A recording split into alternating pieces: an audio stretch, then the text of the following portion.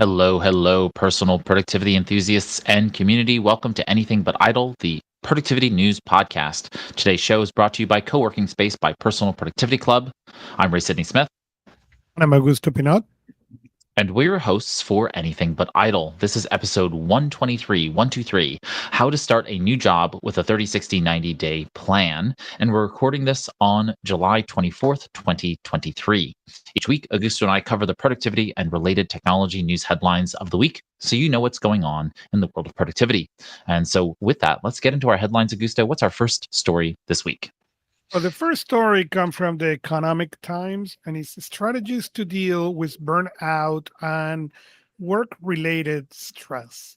And so it's a good article. Talks about the hustle culture, talk about um, things that I don't do, but I understand it work for people. Like set clear boundaries. I don't do that. I have never done that. I have never understood that part of the work life balance. I have a balance. But at the same time, the article talks about self care. And that's something that is, for me, part of that balance. And I'm very clear on that part. And maybe that's the reason I've been so lucky into not needing, that coming back and forward life balance. But and then in the conclusion or at the end, it talks a little bit about, you know, a survey from the Society of Human Resources Management that revealed that 89% of employees consider work life balance an important factor into reducing that burnout. So, what you thought about the article? Well, as we've talked about many times in the past, I like the concept of life work integration as opposed to the term work life balance. Life work integration gives me the sense that life is first and work is second, and then integration is better than balance because it's not about work being equal in terms of life, but the fact that we're integrating our life and work together in a way that works for us, and that's what creates sustainability and helps to not just reduce burnout but alleviate burnout altogether. Right? We want to be able to stop burnout before it becomes a problem in our Right. world. Work related stress is necessary. And it's only a problem when it becomes distress. And so we need to figure out whether categorically or volume wise we have too much or too many negative stressors.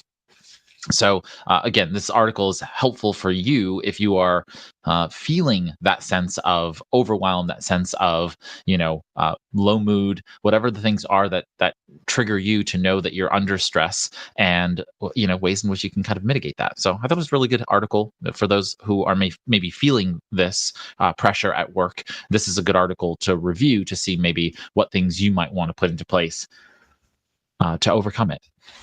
On to our next article. Next article come from Enjoying Your Mind, and so it's a 6 minute read. It feels longer than that, but it's called "How to Better Manage Your Time," and it's from Exploring Your Mind. And it talks about a little bit of a journal or a study published on the Journal of Psychology, and talks about the positive influence and perception and reduction of stress. And then talks about set clear goals, plan your days, prioritizing your to-dos, and eliminate distractions.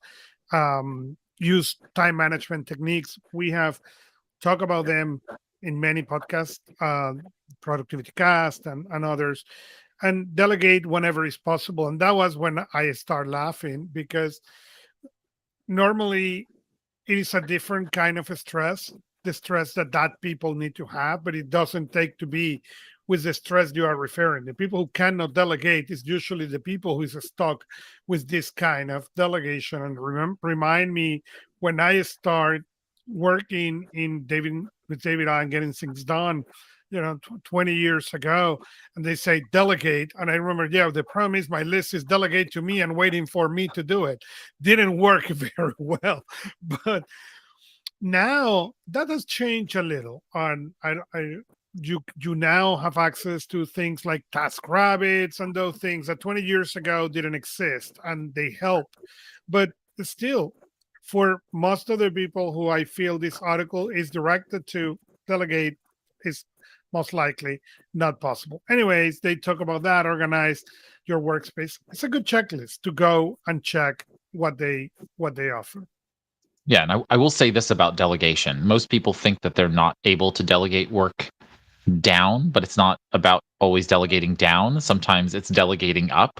And so many times you have to say to your superiors or to your whatever's, the titles that are equal to you at your level, that some of that work needs to be done by them. And this comes to just like an understanding about your work culture, your hierarchy, all of those kinds of things. But if an employer and a manager, supervisor comes to you and just keeps piling on you, uh, going back to the prior article about burnout, right? That's a recipe for burnout, right? If they keep thinking that you're the most productive person on the team and they just keep piling work on you, that's not fair to you, right? And so you need to be able to, like number 7 on the list, say no, right? Learning to say no, but stepping back and saying, well, if you can do this part of the work, then I can actually focus on the priorities that you gave me yesterday, last week, the week before, that I'm working on for this particular project that's more important. And then we're still moving forward. And then I can take on the rest once I've made X, Y, and Z kind of moved forward as well. So sometimes you do need to delegate up and out in order to be able to do that. The other is in your personal world. I always feel like, having kids is is sometimes helpful because you can delegate down to the little ones to do some things. That's if they listen, and I can see your face. But you can delegate down. You can delegate just to a spouse or partner. You can also choose a friend. I've talked about this many times. If you have a friend who loves cleaning and you love doing laundry, you can basically task swap, right? And so therefore, you can drop off your laundry at his or her place, at their place, and then you can go over and they can come over to your place, clean. You can do their lawn, whatever. You figure out what's appropriate for each other, and what you're willing to do. Like maybe you love folding laundry, but you really hate washing the load, or you maybe hate folding laundry. Yeah, hate folding laundry, but you don't mind washing the load. Maybe just inviting them over to watch, like, your favorite show that you and your friend love watching together, and they'll be willing to fold the laundry with you, or their presence helps to make the experience a little bit more pleasurable. So think through these processes of how you can delegate and or task swap, so that you can share responsibilities with people that are not necessarily inside of your typical family structure, but are within your sphere, and it can be mutually beneficial, right? Maybe you love grocery shopping, they don't love grocery shopping, so you can kind of be their Instacart, right? And they could do your laundry and maybe clean your house, and that's equal weight to them, right? They hate it so much, all right, that they're willing to do these extra things for you, as replacement for you doing this one thing that's really difficult for them. So you can kind of barter, in essence, these kinds of delegated tasks. So give that some thought, and let us know how it works. It's Onward to our next very, story. very interesting. Somebody wants to clean my office, let me know. I do productivity coaching. Anyways, the next article comes the Savannah Post and is called "How to Create a Winning Feeling Every Single Day." And the article uh, from Nasreen, it starts saying, "I am a professional procrastinator when it comes to writer. It's this thing that I must want to do, yet I seem to never run out of ideas or inventions to distract myself from it." Guilty as charged. And I think we all have that thing in which it's something that we really like and we procrastinate on it. And we get and imagine the work or get things. I remember writing specifically when somebody asked me, "How long is the window that you need for write?" And I look at this person and said, "What do you mean? I want to have at least 3 hours." And this person start laughing at me in the call. And I said, "Why you are laughing?" I say, "How many 3 hours block are in their calendar?" And I said, "Well, that's exactly my problem." And what we worked was into how to make those writing blogs half an hour and how to make them very effective so I can move those into 30 minutes. And that's one of the things that when you discovered some of the things that you are a professional procrastinator, you can start getting that winning feeling every day. As you say, it is about progress. It is about if you think it's too big of a problem, cut it in smaller pieces. And if it's still overwhelming, the pieces are too big because it is the process, is what you do consistently that will give you that success. And I don't remember when this came, probably a couple of years ago around pandemic time. Jeff Siegel, who has been in Personal Productivity Club, create a program that was called Commit to Sit, if my memory serves. And Yep, it commit was to set. 30 days, okay? And he drive you to meditation. And he drives you to, that was the commit to sit and meditate and start from some short guided meditations to a much longer. And it was a particular time because it was a pandemic time, but that thing was very useful for me to really take my practice of meditation to a different level. And what make it was exactly that. I was going to go there and the minute meditation was already created and it was already ready to go. And I didn't need to do or invent or create anything. Everything was there. So look for tools like that so you can specify the process, what is what it is, the purpose. And they had a thing on that article that I really enjoy, and it was write a failure statement. And we used to create these statements on our mind of how things are going to go wrong. I'm very, very good at those. And the reality is, when you write them down, you may discover that, well, that in your mind is a complete disaster. In paper, yeah, it's not that bad. So that may allows you to continue moving forward. All right, on to our next story. Our next story comes from yourstory.com and is the power of music transforming mood and performance. And I will let you talk because this is a topic and an article that I not only really enjoy, but that I apply consistently. And I want to talk a little bit about it. So I'm going to let you go first in this one. No, I thought it was a really interesting article, and I think that anybody who is interested in how your mood and performance is affected by sound should definitely read. And as you know, Gusto, I've been a huge fan of Brain.fm for many, many years, and I've used many other types of, I've used binaural beats, I've used all kinds of different technologies to be able to basically get your brain in particular wave states in order to be productive. And so this is definitely well within the kind of range of information that I really love because it it's an area where like you don't have to really do anything to get the productivity boost, right? Like you just have to hit play and listen to music while you're doing stuff, right? So it's a really really cool concept there. But of course, the more you focus on some of these things can also be really useful. So like not being just ambient music playing in the background, but then sitting and focusing on that particular music, a la say meditating and listening to the sound of waves or the sound of rain and using that as a focal point for your mind can also be really useful in a lot of ways. So what were your thoughts regarding this whole article?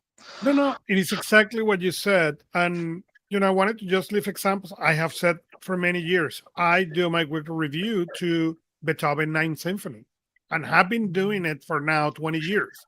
So when Beethoven Ninth Symphony start, my brain automatically start clicking, oh, it's weekly review time. And I tell a story that is very funny.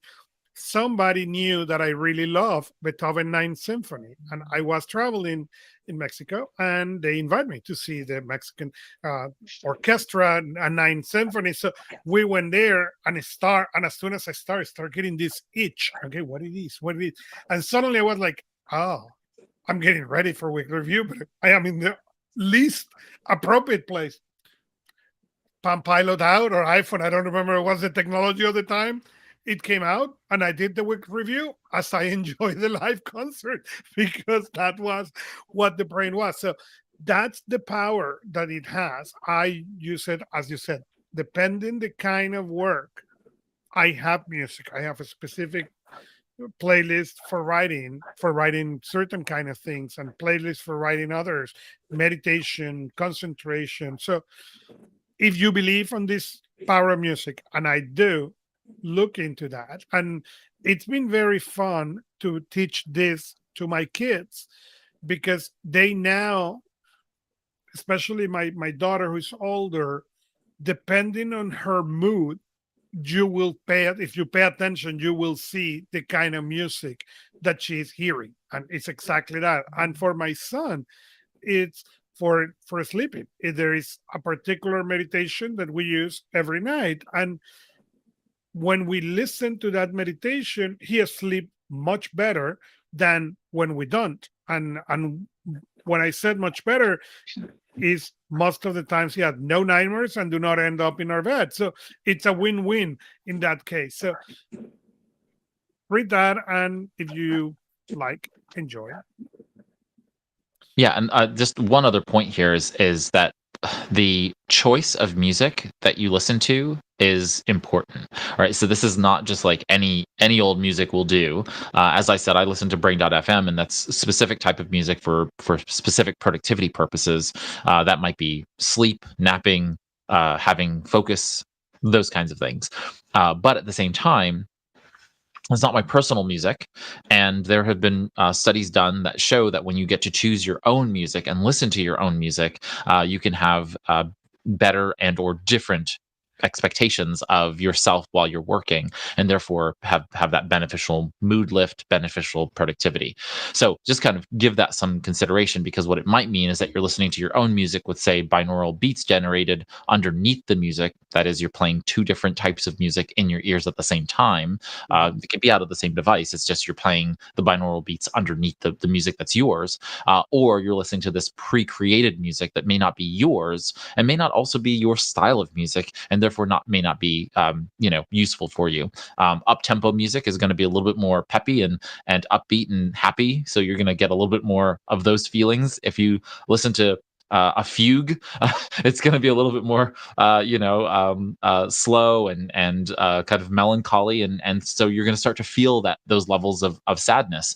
So be mindful that if you really like sad music and you're trying to be productive, maybe that's not going to work for you. So just kind of keeping those things in mind as you choose your music selection, and also where you might be working, right? So if you're at a coffee shop and they're playing music that's going to be caustic because they don't want you to be there, right? That's going to be very different and difficult for you to work there if their music is designed to irritate you and make sure that you leave because they want to turn over tables. So and that is something that coffee shops do. Cafes will play music that's a little bit more frustrating, so that you'll have your coffee and move along, as opposed to stay there and working. So just keep that in mind. All right, onward to our final productivity focused article of the week. This is where the agreeing with the article ends, because the article came from Microsoft and from MSN, the pursuit of passive income. And it says productivity habits trusted by the world's most successful entrepreneur. And the first one is get up early. And let me clarify, I am a big proponent of wake up early if that works for you. Okay. Warren Buffett have Haagen-Dazs for breakfast every day on his life. Okay, it's his breakfast. So if you go for what? Well, if you follow that, then start at 3:45 in the morning with Tim Cook having Haagen-Dazs ice cream. Okay, if I have a Haagen-Dazs every morning, I will roll to the office. Okay, there will no need for me to use a vehicle.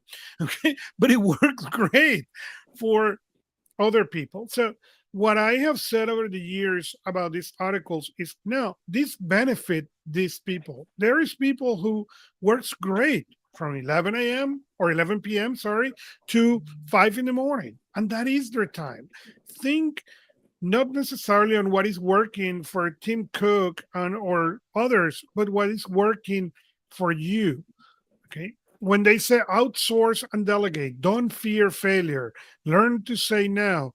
Again, all this requires you to build this system. It's very easy for a person at that level when they are the CEO of General Motors, the CEO, the president of MIT, to have a whole system behind already created. They are not creating the system, they are getting into the system. They may improve it, but they are not. Most people is not in those conditions. So it's not that you cannot outsource and delegate. You mentioned early today Instacart. I do Instacart, and when people ask me, "It's not a little bit more expensive?" Yes, it is a little bit more expensive, but the relationship, a little bit of cost versus me not spending an hour into the groceries is worth it. So things like that. When there is a couple of things that I do with my kids that require me basically to drive 3 hours around to drop them and then drive back to pick up the kid, drop it in a different place. Okay. And when that happens, I get an Uber. Okay. Because the Uber drive me. Okay. We just stop there, kid jump in, kid jump down. We drive. And then those 3 hours, I can be working on the phone or writing or doing whatever I want. So that's a way to outsource and delegate. But don't think that unless you are at that level or you have built that structure, you're going to be able to delegate and outsource as these people do. So.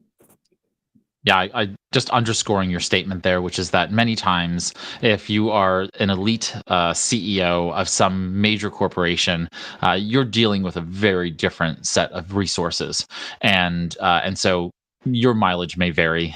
So, I think some of the statements here are very generic and useful. Just like the prior articles about learning to say no and so on and so forth. Learning to say no for Jeff Bezos is going to be very different than learning to say no for you in your corporate environment. So just kind of keeping that in mind, checking the reality factor there, that these folks are very well resourced, and if you are, well, that's fantastic. I laud you for being in that space. But for most of us, the rest of us, we're not quite in that space, and it can be frustrating when we think that, oh, well, I should be able to do what these other folks are doing, and that's not really possible because they have umpteen assistants. They have people who are working to make sure their every waking moment is productive. So they are doing all of this externalized. They're externalizing all of this work onto other people, and that's what allows them to get up at 3 a.m. because they can go to bed at 9 p.m. Because they're sleeping on the plane on the way to Singapore, right? Like they get the opportunity to basically do those kinds of things that we can't do. I can't constantly be in a mode of transportation going to different places and sleeping in those places and making up for the loss of time by virtue of flying across time zones, right? Like there are people who do that, right? That actually play the time zone game so that they get more sleep across various time zones as they're making their way throughout their work week. Good for them, but that's not for everybody. So with that ends our headlines and kind of part A of the show. The first part of the show, which are productivity headlines. We're going to now take a word from our sponsor this week, and then we'll be back to do the technology articles for this week. We'll see you after the break.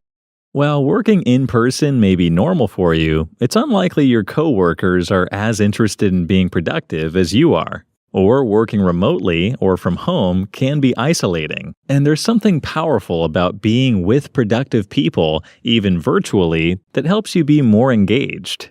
If a flavor of these sounds familiar, Co-working Space by Personal Productivity Club is for you. Co-working Space is a virtual work community designed to help members be more effective and efficient in their work and personal lives. At its core, we provide goal tracking and host focused action sessions throughout the week for accountability and camaraderie. Visit anythingbutidle.com/co-working to learn more. Co-working Space lives inside Personal Productivity Club, a digital community for personal productivity enthusiasts, so you can find people who use methods and tools you do too. Again, head over to anythingbutidle.com/co-working to see how Co-working Space can help you be more productive. And now, back to our show. Welcome back, everybody, to Anything But Idle. I'm Ray Sidney-Smith, joined by, of course, Augusto Pinaud for the second half of our show. And so we're going to talk about our technology headlines now. Augusto, what's our first technology headline this week?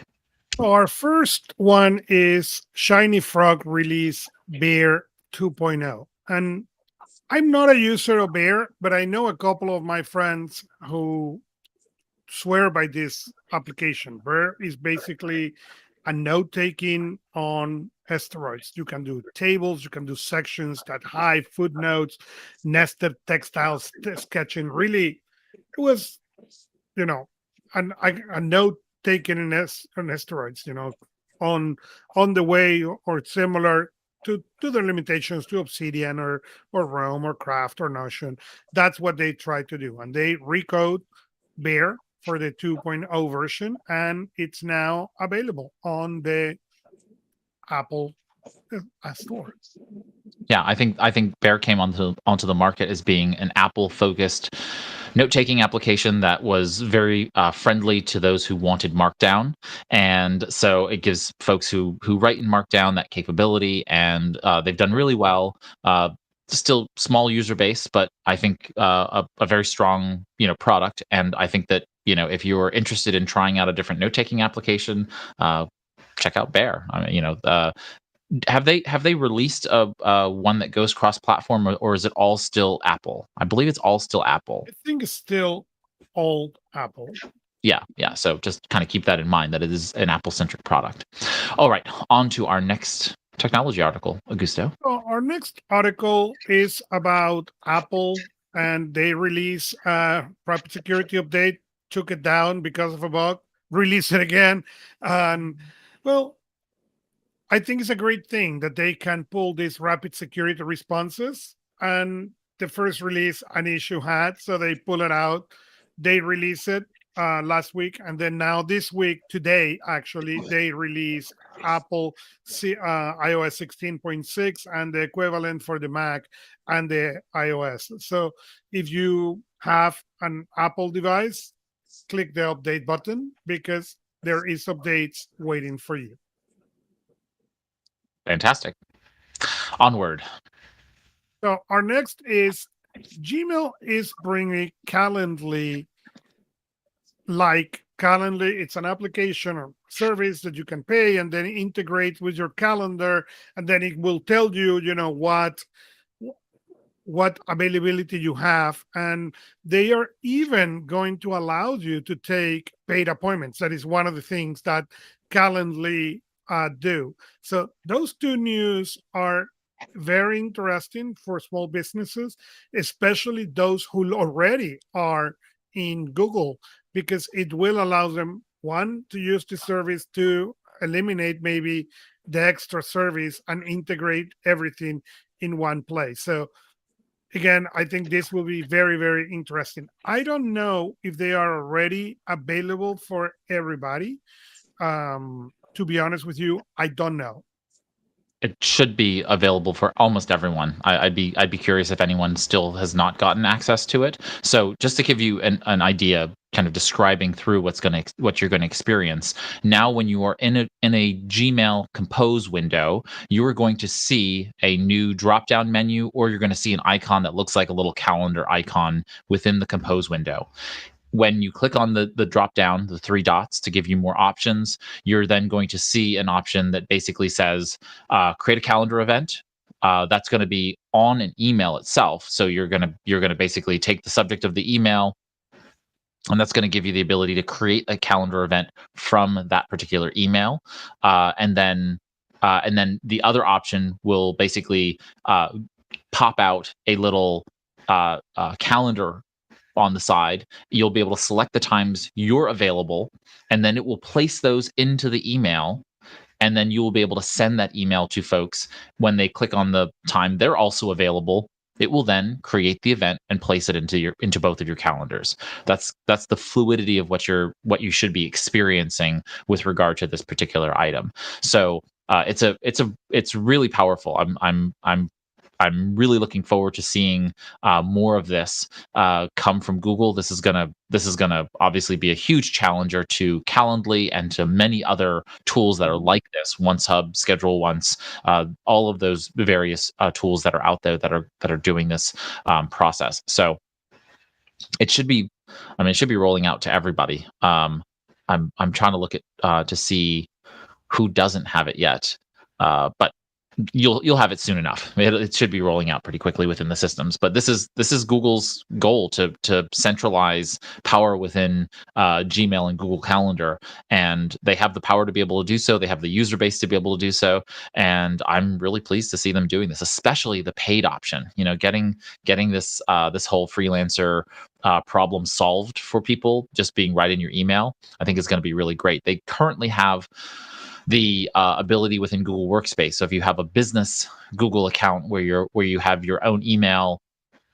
your name at yourbusinessname.com, set up in your system, you have the ability to set up an appointment schedule. So you can share a link and someone can directly book into your calendar, but it doesn't integrate with external tools, right? So you have the option of either Google Meet or choosing an option later in person, but you don't have the ability to say, I want to integrate with Zoom. And so therefore, every time someone schedules, it's going to create a Zoom link and put you in a Zoom meeting. So there are some limitations there in that sense. I hope that as Google moves forward, it gives you those external integration partners so that you can have that capability. All right, on to our next story, Augusto. Our next story is Google's AI-powered Notes app is now called Notebook LM, and it launched last week. So the app formerly known as Tailwind gives you, more AI model, and you can now use it as Notebook LM. Have you played with Notebook LM, or you are on the waiting list as I am? I am on the waiting list. I'm on the waiting list. I've not gained access to this. I'm not sure who has gained access to this. I thought it was only being released to a very, very small number of testers. But I'm very much looking forward to gaining access to it when it does come out. This is again in the long, slow march toward some kind of artificial intelligence baked into every tool in the world. We're seeing just different options of this. What we should really call a lot of this is automation, right? We should just call this not artificial intelligence. We should just call this automation. And this is just a new form of automation. There are some intelligence baked into it by machine learning, and then of course a large language model. But this is not artificial intelligence in the way in which we typically think about artificial intelligence. So using AI with it kind of is cloak and dagger for a lot of this. So this is a mixture of machine learning, natural language processing, and a large language model that allows us to be able to put these technologies together to be able to use this in a notebook environment. I think this is going to be very powerful, and quite honestly, I'm curious how tools like Evernote and OneNote and Bear, for example, Notion, Craft, you name all of them, how they're really going to be able to challenge a company like Google that has the chops. Sometimes it lacks the fortitude to stay with these products, right? So that might be the only reason why someone won't invest in a Google Notebook LM, because Google might say in 3 years, whatever, I'll get rid of this now, right? They did that with Google Notebook, by the way. Google used to have something called Google Notebook. Before Google Notebook LM, there was Google Notebook, and it was a note-taking application, and then they killed it, right? And so it went to the Google graveyard. And so we'll see what happens here. I think this is a very interesting concept, and so we'll see what happens. Again, this is using generative AI to basically help you structure your process of note taking. So we'll see what happens. I'm pretty curious about how this is all going to kind of work together between Bard, which is the OpenAI ChatGPT equivalent under Google. If you go to bard.google.com, you can play with Bard itself. Then you have the built-in functions within Google Workspace. So if you're in a Google Doc, you can sign up, and then you will see a little magic pen pencil kind of icon that will hover next to your text, and then you can start using generative AI within that space. And then of course, Microsoft has Copilot and all these. So we're seeing lots and lots of different ways in which we're seeing you know advanced automation, right? Advanced automation is really what this is, as opposed to artificial intelligence, so to speak. But the advanced automation of all of these various tools is going to keep getting baked into all of the things that we're touching. So we're going to hear about AI for the next 4 or 5 years, just new things being implemented in all of these various ways until they basically just settle into the background. And then we just say, hey, it's a new feature, right? Like, this is a new feature of this particular tool, which is where we should really be, I feel like, in the dialogue right now. We should just be, okay, this is a new feature. But all these new quote unquote products like Notebook LM, it's going to get caked into something, right? Notebook LM is not going to be its own thing forever. It's just going to become a piece of Google Drive, or it's going to become a piece of Google Docs. It's not going to be its own thing forever. It's going to get bundled into something. So I'm really curious how and where it ultimately gets stored. Maybe it's Google Keep. Maybe it'll just get caked into Google Keep in some way, shape, or form, or it will take over what is Google Keep, right? So we have to kind of keep some thought there in terms of where it's all going. Okay, onward to our next story. In our next story is Google One VPN switching from broad to more local IP addresses. And basically what they're trying is to use the IP addresses to, instead of being generic to United States, more local. Nothing, but it's important. If you're using VPN, now you will be able to address your needs, more specific than before. Right. So if you are a Google One subscriber, meaning that you have a plan with Google Drive that gives you access to Google One has its own quote unquote free. It's one of the benefits of being a Google One member, which is this VPN tool. You can turn it on your phone, you can turn it on your various desktops, and the Google One VPN will then give you a VPN. Before, it was a much larger geographic region, and now you're getting the more localized IP addresses so that you're not getting blocked from things by accident. Or, in many cases, your own device is thinking that you're, somewhere else, and therefore when it tries to connect to a website, it'll block you from doing those kinds of things. And, much bigger systems like ExpressVPN and others try very hard not for that to happen. And that still happens when you're using those tools, and you have to kind of turn off the VPN, access your system, and then turn it back on. Google One is trying to eliminate that problem to a great extent. Onward to our next story, Augusto. Our next one is what we will call a box. And the title from Make Use Of is WhatsApp versus Telegram. Which Fighting one word. is better? These are fighting words, Augusto. Oh, geez. And Augusto need to admit for our listeners that he put this article into the thing only because he knew the reaction of his co-host. And he need to admit that he's been laughing for over a week about this article. Oh, man. So I actually didn't have a chance to read through this article because I didn't see it. So what did they come up with as being kind of the better tool? I'm very curious. They come and they have, the texting quality. They compare the texting quality, in which Telegram seems to win. The organization of the text messages, they seem to be giving a lot to Telegram. The reality is, I like Telegram a lot more. And for me, there is a big reason why I like Telegram. Okay. Telegram works everywhere. Okay. I use WhatsApp. I have clients, friends who live outside of the United States, where WhatsApp is the main adoption thing. That's the reality. I may like Apple, but the reality is I'm from Venezuela. My parents have iPhones because otherwise I don't do tech support. Otherwise, they will have Androids because that's the common device. Same thing in Mexico where my in-laws are. So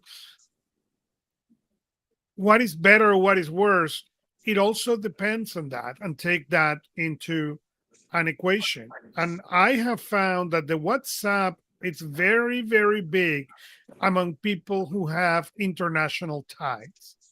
So if you have ties with people outside of the United States, you tend to use WhatsApp more than anything else. When you have more or your ties are internal, you tend to use more Telegram. That's what I have found. How scientific that is, I don't know. Which one is better? Well, I believe anything outside of Meta and Zuckerberg is better. But that's again, it comes to my personal opinions, not necessarily a technicality, even that I use both. Yeah, I will say that my experience with WhatsApp is not bad. It's not something where I feel like I'm ever dealing with you know um, a WhatsApp in a frustrated sense. No. The only time that is particularly the case is with WhatsApp on the desktop, because WhatsApp on the desktop, I'm not sure what I'm using. I think I'm using the desktop application. I don't think. Oh no, I guess I'm using the PWA, and so I'm not sure actually if there is a fully fledged WhatsApp desktop application. I'm not sure. Is there? The problem with the PWA is I have more than one device, and then when I try to use it, it disconnect. It works great if you have one phone, one device. As soon as you start adding devices to that equation, it breaks, and it's very frustrating for me. Therefore, again, I try to push people to Telegram because Telegram works great. I can throw any device, any brand, any system, any model, and that thing works. That's where I was going with this, is that when you install Telegram, whether you're using the web app, whether you're using the progressive web app, whether you're using the desktop application, the mobile applications, the iPad app, they all just work seamlessly across all of them, and you get what I feel like is a richer experience, right? There's just something about the details of the Telegram application. Their UX is just very, very well done. Everything about it just has these nice features, including the animated emoji. When you respond to emoji, even on the mobile devices, it's a delight. It's really just a very nice experience for you. So I feel like Telegram for me just wins across the board. I will note that, of course, Telegram's security is supposed to be a little less than WhatsApp, because Telegram requires you to activate a separate secret chat if you want to have end-to-end encryption. I am not sure how WhatsApp does their encryption, except knowing that they use the Signal application protocol as their mechanism for end-to-end encryption, but it's Meta. So I don't know. It's just one of those things where I have this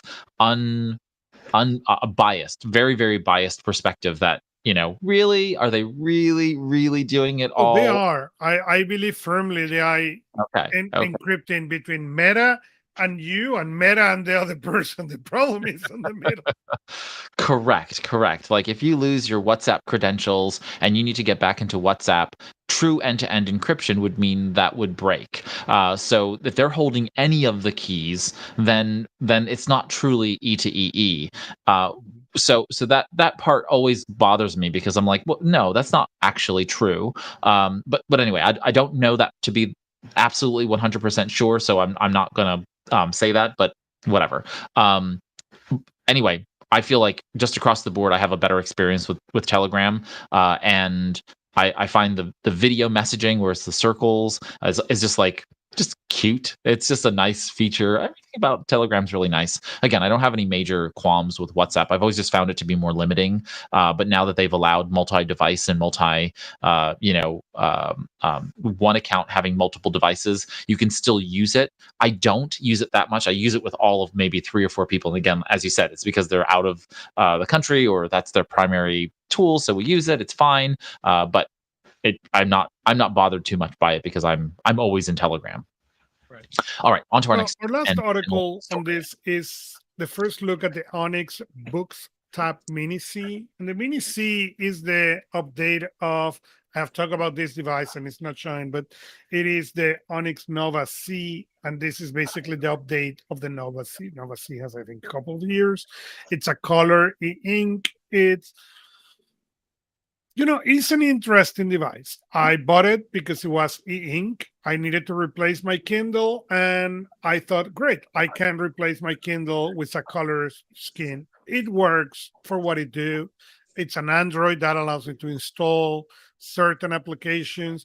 It's going to replace my Kindle ever. It's not, but it's not processor wise, as we have discussed many times in this show and others. The processor can compete with the processor on my iPad. It's not designed for that. That said, for the to compete with a Kindle, it is. And my experience with the Kindle Fire tablets is that the battery didn't last long. This is an e-reader, so I can charge it and forget about that thing charging into forever.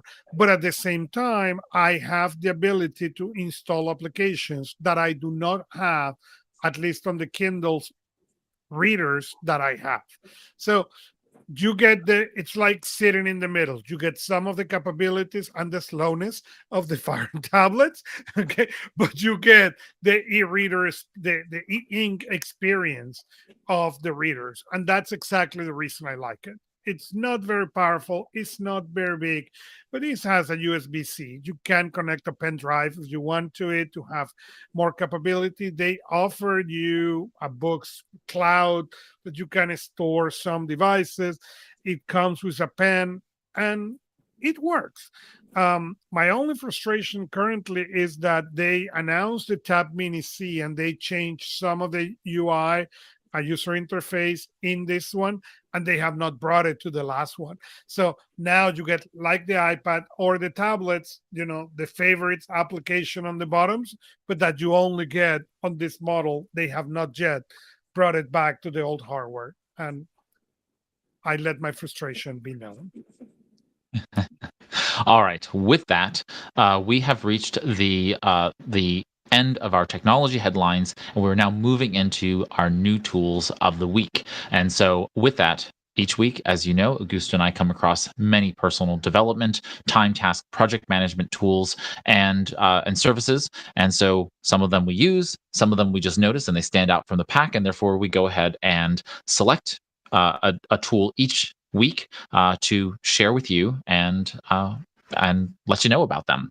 And so this week, I'm pulling up my tool here to describe it to you. Hold on one second here. Augusto, go ahead and talk about Scrivener, then I'll circle back and talk about Plot. So my tool is a Scrivener, in my case for iOS. I'm a writer. I write books, and I write white papers, and I write long articles. And for none of them, I have found anything better than a Scrivener. I recommend, obviously, the one on the iPad, because I live on the iPad. But a Scrivener do the Mac, a Scrivener do more than the iPad. So they do the sorry, I'm looking at the download because of course I know they do Windows for sure. They do Mac for sure. Mac, Windows, and iOS. So you can access them, move to them on a Windows, on a Mac, on iOS. They synchronize that you can put your files in Dropbox, so that way you can open them in multiple devices. You cannot, as far as this current release, you cannot work simultaneously more than one person into the same document. But for organizing things and moving things around and pieces of content as you are working, I have not found anything best than that. I use a different piece of software for shorter things like articles and blog posts, but for longer things, I can speak better things about Scriveners. I have not found anything that do. Other things that they do is they can compile, so you can make it later into an EPUB or an Amazon book. And now that format is living, but you can make them to an EPUB or a PDF. So it's really incredible. I recommend it to anybody who said, I wish I ever write a book. Download a Scrivener. Fantastic. So What I wanted to do was talk about a tool that's currently on Kickstarter until like August 16th or something like that, August 6th, 16th, something like that. So you have a week or two before it leaves. I think it's been funded way beyond its needs. But so it's a tool called Plaud Note, like applaud without the first AP, so PLAUD. But Plaud Note is a physical tool, and it is based on OpenAI's Whisper and ChatGPT functions. So what you are capable of doing is there's an app connected to it, but it is a physical device that you use. You record your audio, and then that recorder that is basically connected to ChatGPT is going to go ahead and transcribe and summarize the conversations that you're having. It's MagSafe, so it can clip right onto your iPhone if you have an iPhone. And so you get this tool that allows you 30 hours of continuous recording. It's got 64 gigabytes of storage, and the application, of course, comes with the device itself. So if you're in a lecture, if you're on a phone call with someone, just toss it on, what do you call it? Speakerphone. You could take voice memos if you're, alone by yourself, and you can, generate mind maps. You could do all kinds of fun things with the Plaud Note itself. Like I said, it's a Kickstarter, so I've not played with this yet, but I'm really curious about it, and I'm curious if any of you will be interested in doing that. It says it can do iPhone call recording, and that it supports Android as well. I'm not sure how that works, so I'm really curious to see how that kind of comes together. It is very thin. It's like 0.117 inches thick. So it's basically, the thickness of a few credit cards. And so it's just this device that gives you high quality audio recording with all the noise cancellation built into the AI, so it can clean out the that using Whisper. It's personal. It's the data itself is encrypted, so you have encryption on the device, so you're not going to lose. If you lose it physically, you're not going to be left in a situation. I'm really curious about it. I'm interested in seeing how it all works with a physical product. I like sometimes having a physical product for that kind of thing. I am concerned about its limited use in that sense. So we'll see what happens when it comes out onto the market. I don't know the company. The company is Izeric. I don't know, something like that. But it is raised $700,000 of the $5,000 it was trying to raise as its goal. So it has far exceeded its interest level. The product itself is roughly about $100. It's going to be retailed at about $160 USD, but you can grab it right now for $100. Comes in 3 colors, and and it's MagSafe, as I said. Really, really interesting thought there. So it can hold up to 480 hours of recording, but of course you can record 30 hours on a single charge. So something to kind of consider if you're looking for a physical recording device, and you're kind of interested in playing around with Plaud and the app, as well as Plaud AI, which does the transcription and connects it to the ChatGPT functionality, so it can do more and better things for you. So that is my tool this week. All right, Augusto. From there, onward to our announcements. Do we have any announcements? Well, we have the story of the week. That was how to start your new job on 30, 60, and 90-day plan, and then we have announcements. But let's do the story of the week then.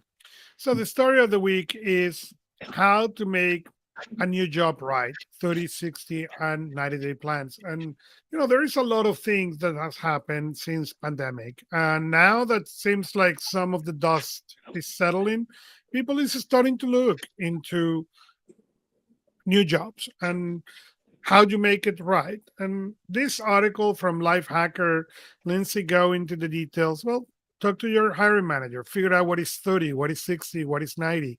And, all this is fine and dandy, but most of what this article share may not necessarily apply to our listeners, in the sense that the people who listen to us are productivity enthusiasts. They most likely will passed over water those 30, 60, and 90-day plan. And one of the things that I was discussing recently with somebody is you need to be careful into getting into doing that job and blowing everybody out of the water because you are very productive.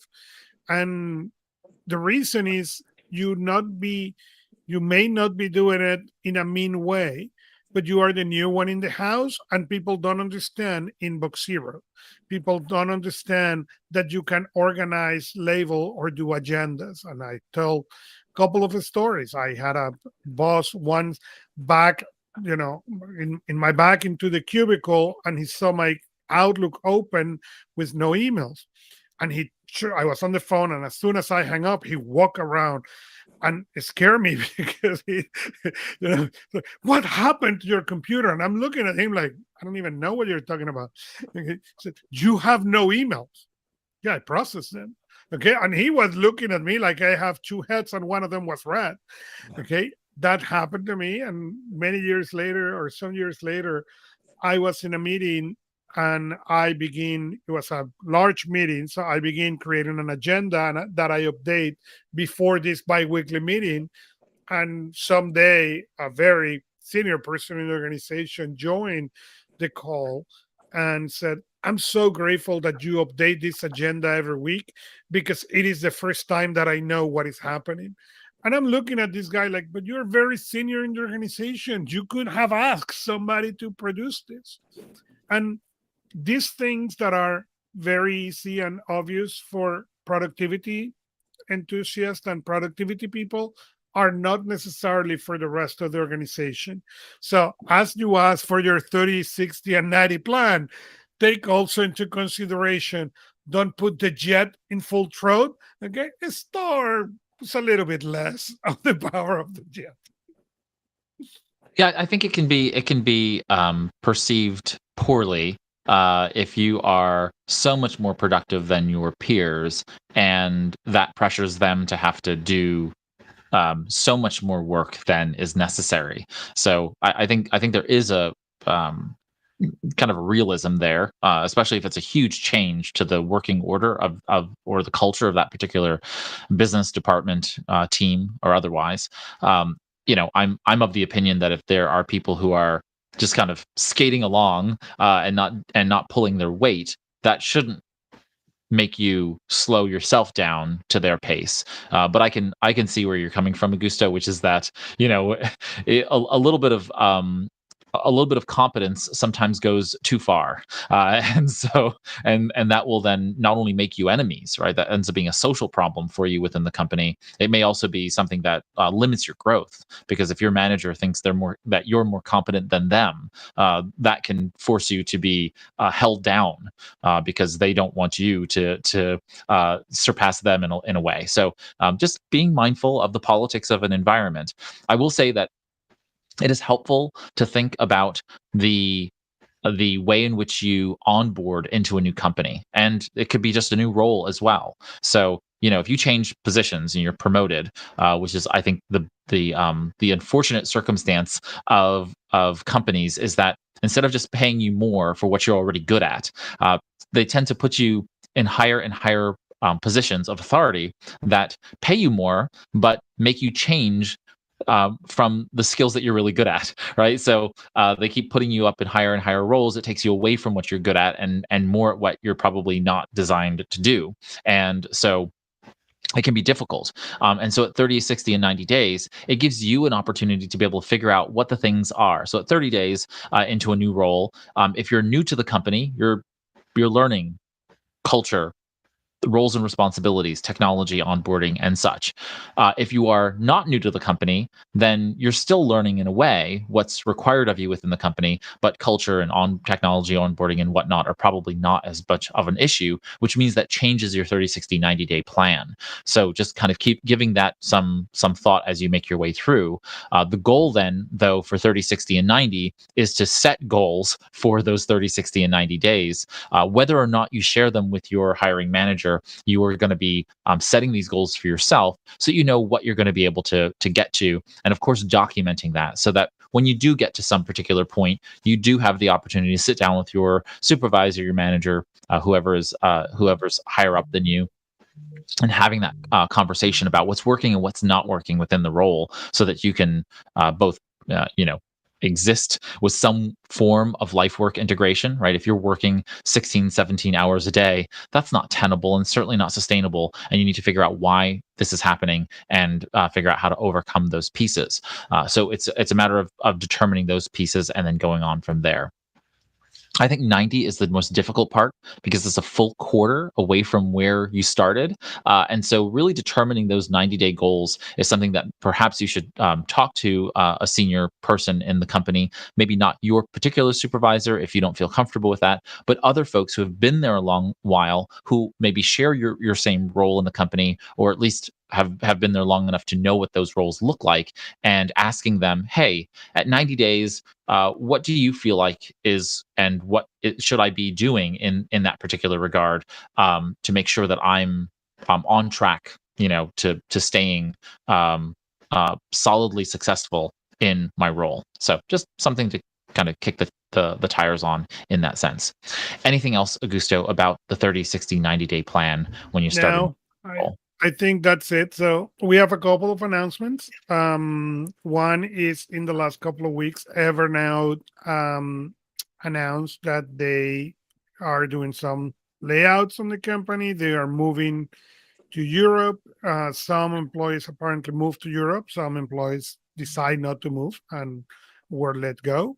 I don't know if you want to comment anything additional to that. No, I'll say this. A shock to all of us. To see the U.S. based Evernote staff let go. They were. Many people I knew, and so it's just unfortunate, but it's the way of company purchases. The company Bending Spoons is based out of Italy. They wanted to centralize their development team and their management inside Bending Spoon in Italy, inside Europe, and that's what they've done. So Evernote, the product suite, is not changing. I literally just spoke to someone today about some new development on the application itself, and things that they're trying to move forward with on the roadmap. So that part I'm not fearful about. Evernote is going to be around. It's perfectly fine. A lot of people thought that because of the layoff that it was somehow the end of Evernote, and that is not the case. The Evernote, the product suite, is just fine. It's going to keep running and doing what it's always been doing. This is not like Twitter, or now known as X. This is not a CEO who's not paying their bills or arguing with people or causing fights in public forums. This is just a company that purchased another and is going through the process of centralizing and creating efficiencies. And so, while it's sad, I feel for the people who are let go. They got a great severance package, and I hope that they land on their feet. And but otherwise, Evernote is going to continue to grow, continue to put out updates and new features, and we'll see where things go from there under Bending Spoon's leadership. So, and our last news was last week. OmniFocus reached his 15 years. So happy birthday, OmniFocus, for iPhone. It was 15 years ago when it was announced on the Apple Store, and there's an article there from the Omni Group and showing you what you may not remember, but the original iPhone was the original icon. And when you see those screens, you want to cry. But that at the time was the edge of technology. So happy birthday, OmniFocus. And our last news is Amazon has been making noise, and they are doing something unusual. And they announced we are having a hardware event in September. It's not that they didn't do it. They do their hardware announcements. They do the Echoes on their tablets and their Kindles. But this is the first time that they announce it with that much time. So the rumor and the expectation is that it's something fun coming and something big coming. So, yeah, and it's funny because they're this is kind of in line with the fact that they launched HQ2, which is in Arlington, Virginia, which is where my company was based for many years, and so it's funny to kind of think about all of the really major things happening at Amazon right now, and they haven't said anything about what they're going to announce at this event, so it's kind of interesting. They're kind of putting a little bit of mystery into all of this by announcing an event so early without telling anyone basically context. And of course, now the rumor mill will start, but still interesting for Amazon to go ahead and do that. All right, and with that, we have covered the productivity and related technology news this week. Thanks to Augusto for putting together the show this and every week. And so thank you, Augusto. We'll see you next week. It is my pleasure. See you next week.